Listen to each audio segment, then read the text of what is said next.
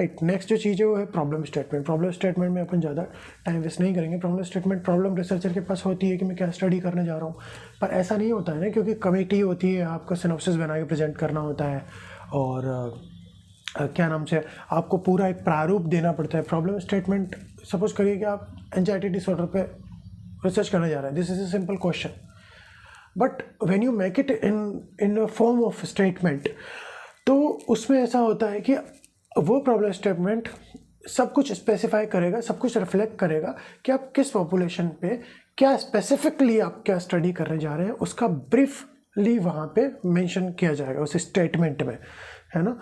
चाहे उसमें existing theory और नॉलेज गैप वगैरह सब कुछ आ जाएगा। कोई स्पेसिफिक प्रॉब्लम, आपके स्टडी का कॉन्टेक्स्ट क्या है और आप किस डायरेक्शन में स्टडी करने जा रहे हैं। जैसे कि इन भाई साहब ने यहाँ पे ये प्रॉब्लम स्टेटमेंट दे रखा है, this study aims to evaluate the effectiveness of structure teaching programme on a cognitive behaviour therapy and reducing anxiety symptoms among college students.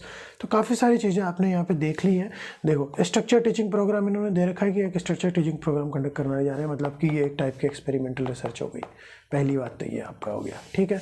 दूसरी बात, इनका मैनिपुलेशन यहाँ पे रहेगा कि कॉग्निटिव बिहेवियर थेरेपी के ऊपर ये इनका मेन टॉपिक है ना, जो कोर चीज़ है इनकी वो हो गई इनकी CBT, है ना। उसके बाद ये क्या इवेलुएट करने जा रहे हैं, इफेक्टिवनेस चेक करने जा रहे हैं, है ना, किन के बीच में, कॉलेज स्टूडेंट के। तो ये क्या हो गई, इनकी पॉपुलेशन हो गई, राइट।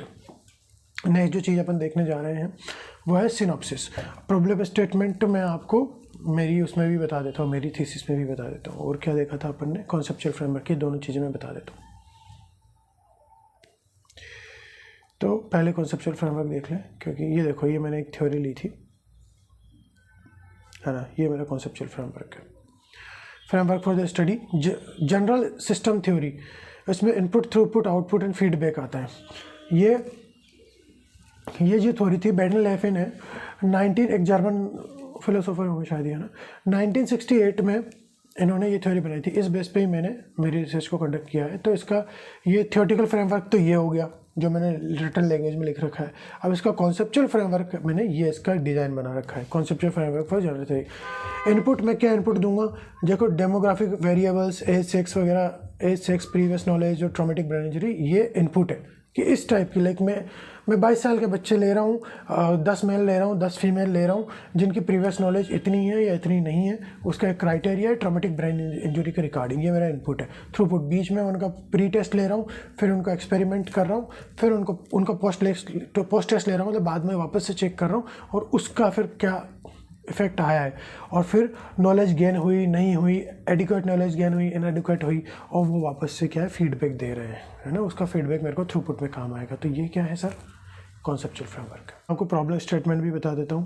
प्रॉब्लम स्टेटमेंट कहाँ है मेरा, ये हमारे government college, a study to assess the effectiveness of structure teaching programme on knowledge regarding the traumatic brain injury among the nursing students, part 3rd student at selected college of nursing Kota. इसमें सब कुछ आ गया, कोटा के बच्चों को मैं कर रहा हूँ, 3rd ईयर के स्टूडेंट है, ट्रॉमेटिक ब्रेन इंजरी के रिगार्डिंग मेरा जो है स्ट्रक्चर टीचिंग प्रोग्राम है, जिसकी इफेक्टिवनेस में चेक कर रहा हूँ। तो एक टाइप की एक्सपेरिमेंटल रिसर्च होगी, देख लो। Medical, surgical nursing, neuroscience nursing से मेरा जो है वो था रिसर्च था। ये पर्सनल डाटा है, मतलब नहीं बताना चाहिए। अब जो अपन देखने जा रहे हैं वो सिनॉप्सिस। सिनॉप्सिस कुछ भी नहीं है, कोई भी रिसर्च कंडक्ट करने जा रहे हैं उससे पहले आपको सिनॉप्सिस बनाना पड़ता है। लाइक आपने प्रॉब्लम स्टेटमेंट बना लिया, फिर आपके पास एक कमेटी बैठेगी, वो आपको परमिशन देगी रिसर्च करने के लिए।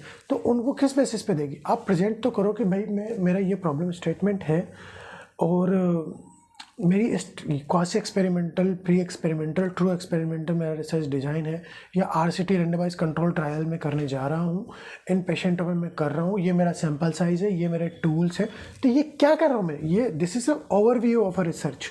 तो वो ओवरव्यू जो है वो क्या है, उसमें मेथडोलॉजी, प्रॉब्लम स्टेटमेंट, उसके ऑब्जेक्टिव्स, उसके पर्पज, कुछ हद तक ऑपरेशनल डेफिनेशंस, है ना, और कैसा आपका, किस हिसाब से आप डेटा कंक्लूड करोगे।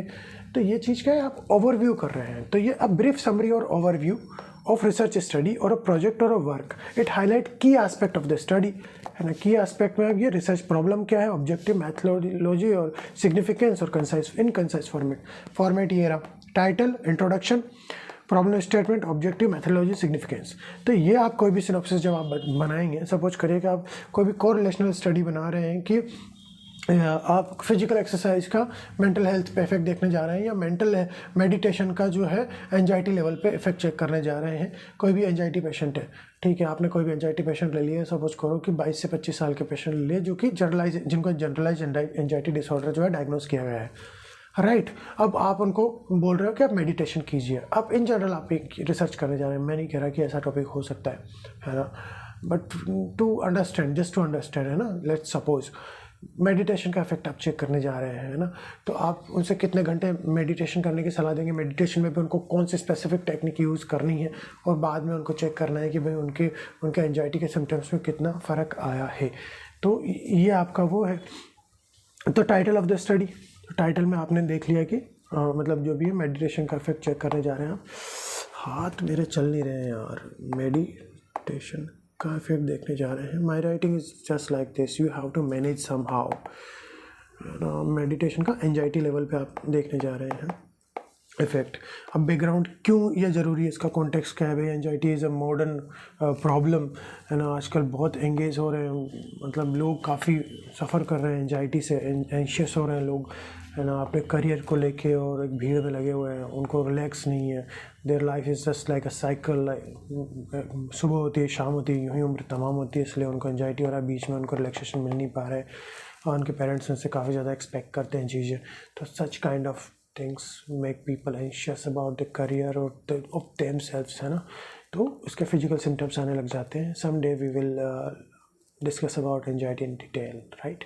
अब प्रॉब्लम स्टेटमेंट आपने स्पेसिफिकली क्या बनाया है कि नॉलेज में क्या गैप है, अभी तक ऐसा स्टडी नहीं हुआ है जो आप अभी जो कवर करने जा रहे हैं, तो वो गैप है ना। और स्टडी एम्स टू एड्रेस की स्टडी क्या बताने जा रही है, ऑब्जेक्टिव्स की क्या पर्पज है, मेथडोलॉजी की कौन सा रिसर्च डिज़ाइन, कौन सा अप्रोच ले रहे हो, है ना, कौन से मेथड्स आप लेने जा रहे हो, सिग्निफिकेंस की क्यों ये स्टडी इंपॉर्टेंट रहेगी। तो दैट्स इट। अब ये आपका एक देख लो, structure teaching programme on the cognitive behaviour therapy for reducing anxiety symptoms among college students. तो ये इनका टाइटल हो गया स्टडी का। इसके ऑब्जेक्टिव्स क्या हो गए हैं। This is an example, guys, right? This is an example. Don't worry. This is the last of our session. I don't know what time it is.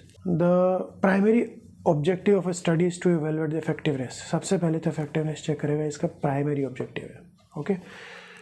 Designed to teach cognitive behavior therapy techniques in the anxiety symptoms. बच्चों में, college के बच्चों में अगर anxiety हो रही है तो उनके सिम्टम्स को करो। अब इन्होंने ये इसका प्रॉब्लम स्टेटमेंट बनाया हुआ है। कौन सी मेथडोलॉजी ये काम में ले रहे हैं, स्टेटमेंट आप पढ़ लेना, है ना। It's taking little longer. Quantitative study research design उन्होंने यूज़ किया है। पार्टिसिपेंट रैंडमली असाइन करेंगे, ठीक है। एक्सपेरिमेंटल ग्रुप रखेंगे जिनको CBT प्रोग्राम का मिलेगा, कंट्रोल ग्रुप जिनको कुछ नहीं मिलेगा, स्टैंडर्ड नॉर्मल सपोर्ट मिलेगा, है ना। इफेक्टिवनेस चेक करेंगे pre test post test intervention से एंजाइटी के सिम्टम असेस करने के लिए। Significance, potential benefit of CBT, अगर बेनिफिट होता है तो CBT आगे जाके यूज करने लग जाएंगे। तो ये that's here our chapter is over today. So thank you very much to be with me throughout this session, and I hope you have really liked it, and if you don't, मुझे कोई फ़र्क नहीं पड़ता, है ना। पर या हाँ, और if you like it somehow, तो आप मेरे चैनल को सब्सक्राइब कर दें, लाइक कर दें। I'm not demanding, I'm not being demanding, am I being demanding? Sorry, cancel it. Do whatever you want to do. Just be healthy, happy, and take care of yourself and your study and your mind. And today I request you to be self-aware of you and your surroundings. Okay? इसका क्या मतलब है वो next session में अपन बात करेंगे इस मामले में।